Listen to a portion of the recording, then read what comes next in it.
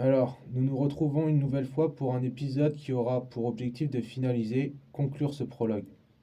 Ce soir, nous allons parler de la cinquième dimension, du rôle de la musique, l'art dans le nouveau monde, comment se réorganiser et éviter ce grand mal que peu de gens anticipent. Bien, commençons. Être autonome, revenir à l'essentiel et devenir créateur de sa propre existence. Tout ça rendu possible sans violence grâce à l'art. Oui, l'art pour neutraliser la violence, conjurer le mal, car c'est bien le désir mimétique et la similitude entre les individus qui créent la violence. Quand on ne sait pas ce qu'on veut, on finit par désirer ce que les autres possèdent.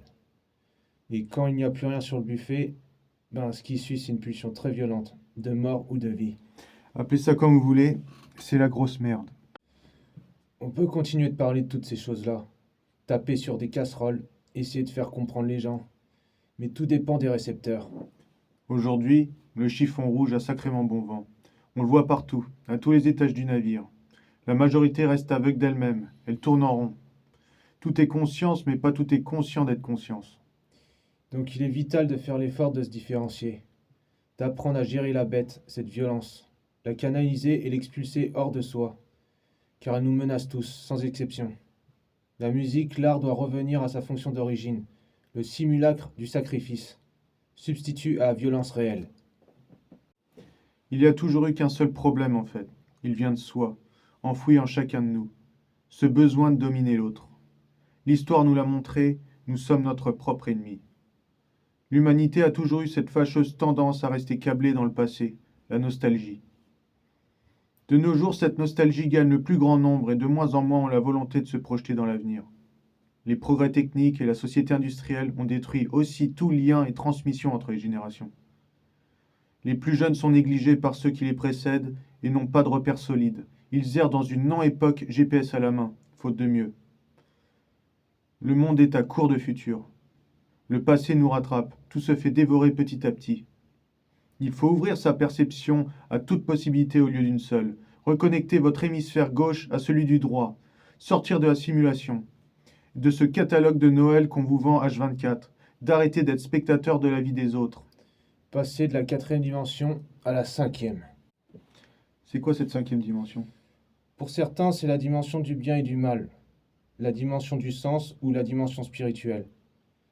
Pour d'autres, c'est la dimension de l'interconnexion, des relations, une tapisserie de cause et effet.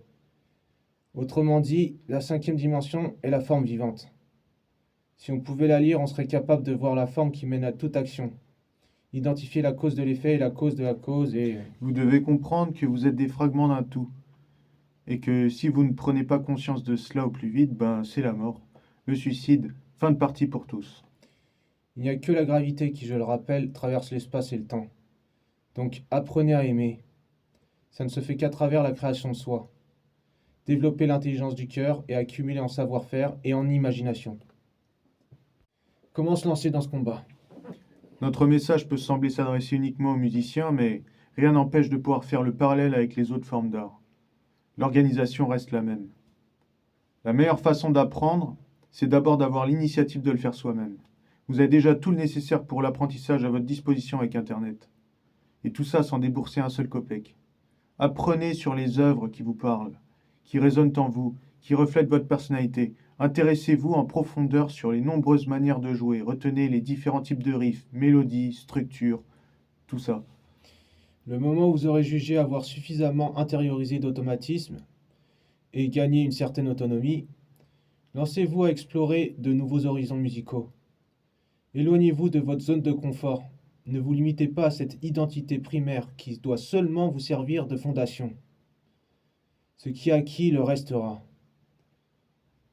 Vous devez avoir une vision, une projection de soi à redéfinir sans cesse. Il faut créer son propre rapport au monde, son propre code et tenter de le connecter aux autres.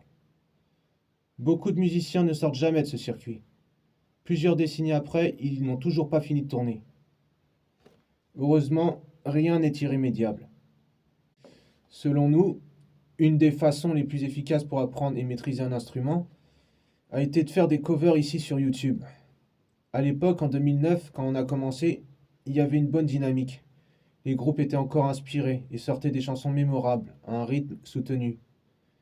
Il y avait aussi une possibilité de communication, d'échange entre les youtubeurs, beaucoup plus ouverte et engageante. Tout le monde était motivé pour apprendre et progresser. Tout le monde s'individuait psychiquement, collectivement, techniquement, jusqu'au changement brutal du site vers 2012 qui a tout cloisonné. Tout ça nous montre l'interdépendance des choses. Peu de temps après, un bon nombre pourtant talentueux a décidé de jeter l'éponge, ou sinon la fascination pour le matériel a pris le dessus pour certains, pour beaucoup. Maintenant, comment la scène pourrait se réorganiser? Parce que la compétition est bien présente dans le milieu musical, et elle est féroce.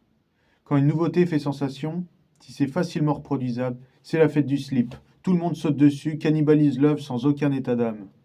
Il n'y a rien de plus nul que des gens qui ne préservent pas les différences. Il est facile de détruire, mais après il faut bien reconstruire. Ce type de comportement barbare appartient à l'âge de pierre. On a vu des groupes sortir trop tôt et ne pas savoir s'organiser face à ça. Non seulement ils se sont tirés une balle dans le pied, mais ont aussi contribué à l'uniformisation. Plus une information est répandue, plus elle perd en valeur. On peut différer localement cette tendance anthropique globale en produisant de la diversité et de la nouveauté. Savoir quoi préserver et quoi partager, c'est savoir s'organiser. Si on n'en a pas conscience, c'est foutu. C'est pareil en dehors de la musique. Il faut bien faire les choses, alors prenez votre temps. Quand vous avez une idée, un riff, une mélodie, faites-la tourner dans tous les sens. Voyez les possibilités, les nouvelles branches. Laissez-la mariner dans votre tête, mettez-la de côté s'il le faut. Ne vous précipitez pas à partager quelque chose d'incomplet. À partir de maintenant, si nous voulons tous faire la différence et redresser le niveau, on n'a pas d'autre choix que d'être soigneux et de viser la qualité. Il faut oser sortir des règles, penser autrement, sortir des structures répétitives, calculables et prévisibles. Les maisons de disques ont imposé un format usine qui a lessivé tout le monde et ne fonctionne plus. On voit maintenant des groupes qui commencent à favoriser les singles ou hippies. Ça, c'est une très bonne chose. La mission que doivent se donner les artistes du Nouveau Monde, c'est de lutter contre l'hypersynchronisation, en produisant de nouveaux savoirs, qui ne sont pas simplement des compétences. Et c'est certainement pas nos amis les académiciens qui vont sortir les doigts et montrer le chemin, formateurs de masse et gardiens de la médiocrité. Ils sont le reflet de ce monde, il n'y a rien à attendre de ces gens-là. Avec la musique, on peut consolider et créer des communautés, organisées par le son. On ne peut plus se permettre de se contenter de communiquer de simples messages positifs, pleins de bons sentiments, mais de comprendre le mal. En avoir une compréhension approfondie pour pouvoir l'orienter, le transformer en une force contributive. Il n'y a pas besoin de mots pour ça, les sons suffisent. On a souvent entendu cette phrase. Soit tu l'as, soit tu ne l'as pas. Ce raisonnement n'a nul autre but que de dissuader ou déstabiliser ceux qui ont la volonté de débuter. Les gourous sont aux anges avec ce genre de conneries. Parce que ça leur permet de monter des clubs de fanatiques, des pyramides. Le talent n'est pas inné. Il est acquis par persévérance et expérience. Stop avec la tiktokisation des esprits. Tiens, en parlant de réseaux sociaux, les choses deviennent populaires non pas parce qu'elles ont de la valeur, mais parce qu'elles répondent à un manque. Qu'une chose soit bonne ou mauvaise, correcte ou fausse, sa popularité est déterminée par le besoin des utilisateurs. Vos applications exploitent vos faiblesses et vous maintiennent à une basse fréquence. C'est le moment de reprendre le contrôle sur soi. Apprenez à vous connaître. Vos fonctions cognitives et motivations. Travaillez sur vos faiblesses. Les gens penchent vers un extrême pour échapper à quelque chose. C'est un jeu de compensation. On se bat toujours pour ce qu'il nous manque. Quand une personne cherche à avoir le pouvoir sur les autres, c'est qu'elle se sent terriblement faible. Quand elle cherche l'admiration sans borne, c'est qu'elle se sent vraiment misérable. Il n'y a pas de solution miracle. On devient soi-même en créant. Il faut juste s'en donner les moyens. Quand on persiste, on ne perd pas de temps. Au contraire, on donne du sens au temps et par conséquent, on vit plus longtemps, en bonne santé. Il s'agit de la cause la plus importante de toutes. Tout le monde doit en faire partie, et non juste une petite minorité comme certains le voudraient.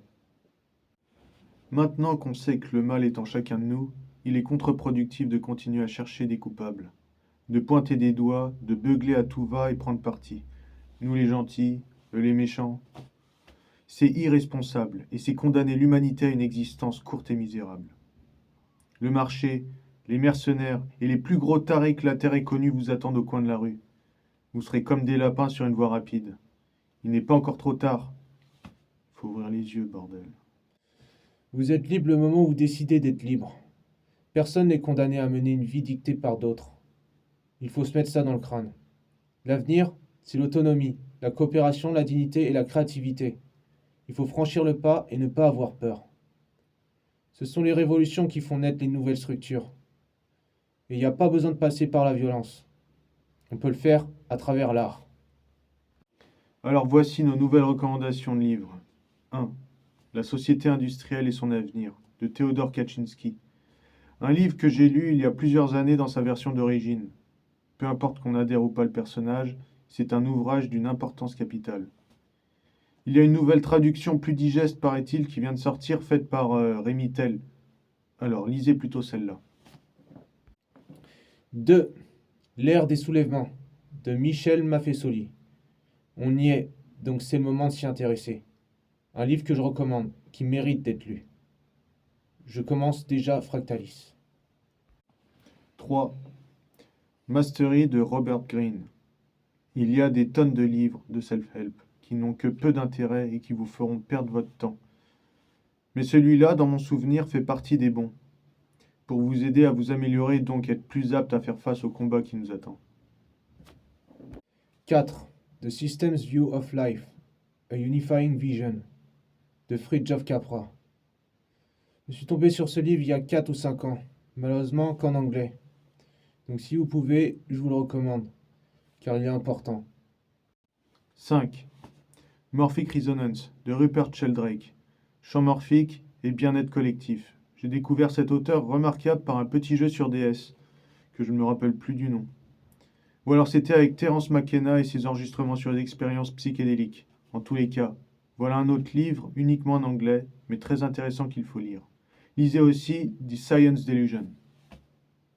6. The Dream, de David Icke. La simulation, la 5D, la réalité infinie, un livre très informatif et très complet qui doit être lu. Faut pas buter bêtement sur le truc des reptiliens.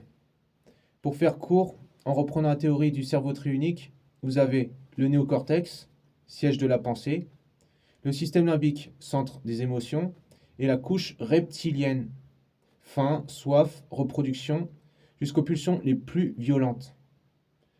Nous avons parmi nous des gens qui ne maîtrisent pas cette partie primitive, archaïque du cerveau. Quel mot plus approprié pour les décrire que reptiliens? Psychopathes peut-être? Ce sont des gens vides, qui ne ressentent rien et qui sont prêts à faire n'importe quoi sur les autres, les pires trucs imaginables pour se prouver à eux-mêmes qu'ils sont vivants. Vous saisissez le tableau? Aujourd'hui, on a ces gros lézards qui veulent leur portion, leur prix. Et puis on a les petits lézards qui comprennent absolument que dalle à ce qui se passe et qui risquent de se faire bouffer par les gros. Je vous laisse deviner qui sont les petits lézards. Ça serait bien de ne pas en arriver à là. Vraiment. Reptilien ou pas, rendez-vous service et lisez-le. 7. Vision aveugle de Peter Watts. Un véritable roman de hard sci-fi horrifique qui a réussi à combiner vampires, soldats zombies, automates, aliens de façon totalement crédible. Ça explore à la fois les thèmes de l'intelligence artificielle, de l'identité, du libre arbitre, de la conscience et de la sensibilité esthétique. Lisez aussi Écopraxie qui est lié. Ces bouquins n'ont pas d'équivalent. Voilà, donc ça sera tout pour cette fois. Portez-vous bien et ne cédez pas à la panique. Ne perdez pas le cap.